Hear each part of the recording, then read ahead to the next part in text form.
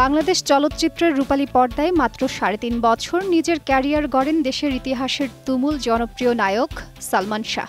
এরপরই ঘটে অভিনেতার রহস্যজনক মৃত্যু। মারা যাওয়ার ২৮ বছরেও হয়নি তার মৃত্যুর রহস্যের সমাধান, হয়নি বিচারও।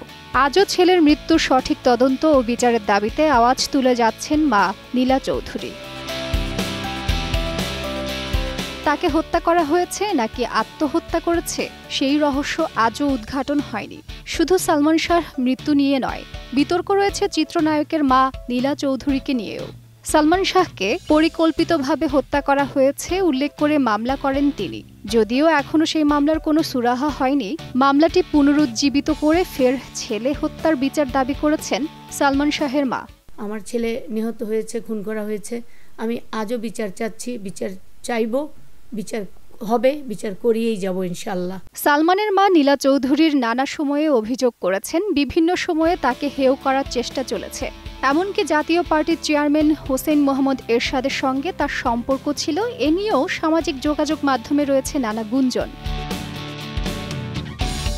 সম্প্রতি লন্ডন থেকে দেশের একটি গণমাধ্যমে বিষয়গুলো নিয়ে কথা বলেছেন নীলা চৌধুরী। জানান, সালমান শাহ আত্মহত্যা করেনি, আজিজ মোহাম্মদ ভাইকে দেশ ফিরিয়ে এনে এই হত্যার বিচার করা প্রয়োজন। তিনি আরও বলেন, ছেলে হত্যার বিচার চাইতে গিয়ে নানাভাবে অপমান করা হয়েছে তাকে। এমনকি একটি চলচ্চিত্রে দেখানো হয়েছে এরশাদ সাহেবের সঙ্গে নাকি আমার সম্পর্ক ছিল, এরশাদ সাহেবের সঙ্গে মিলেই নাকি আমি আমার ছেলেকে খুন করেছি। আমাকে তারা নেকেট করে তারা আমাকে দিয়ে মামলাটা উঠাবার জন্য এই ফিল্মটা করছিল। এরশাদের সঙ্গে সম্পর্ক নিয়ে স্পষ্ট করে নীলা চৌধুরী জানান, সাবেক প্রধানমন্ত্রীর আমলে অনেক বদনাম রটানো হয়েছিল তার নামে। জানা যায়, জেল থেকে বের হওয়ার পর একদিন এরশাদ তার বাসায় আসেন, কিন্তু নীলা শুরুতে ওনাকে তার বাসায় আসতে দেননি। পরে টেলিফোনে এরশাদ জানান, নীলার ছেলে যদি দরজায় এভাবে দাঁড়িয়ে থাকতো তাহলে কি তাকে ফিরিয়ে দিতেন। অনেক বদনাম আমার নামে করা হয়েছে। এরশাদ সাহেব যখন জেল থেকে বের হলেন, উনি আমার বাসায় অনেক কষ্ট করে আসছেন, আমি ওনাকে এলাও করি না। উনি বললেন টেলিফোনে যে তোমার ইমন যদি দরজায় দাঁড়ায় থাকে তুমি কি খুলবা না। এরপর নীলার স্বামী এরশাদকে ঘরে জায়গা দেয়।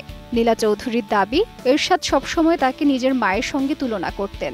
সালমানের মায়ের আচরণের সঙ্গে নাকি এরশাদ নিজের মায়ের মিল খুঁজে পান।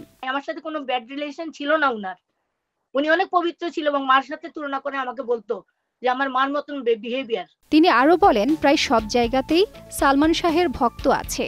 ডিজিএফআই থেকে তাদের একটা সময় বলা হলো, যদি এরশাদ সাহেব তাদের বাসায় যাতায়াত করে তাহলে এনএসআই ও ডিজিএফআই এর আলাদা একটা নজর থাকবে তাদের পরিবারের উপর, এতে করে তাদের নিজের জীবনের ঝুঁকি কমে যাবে।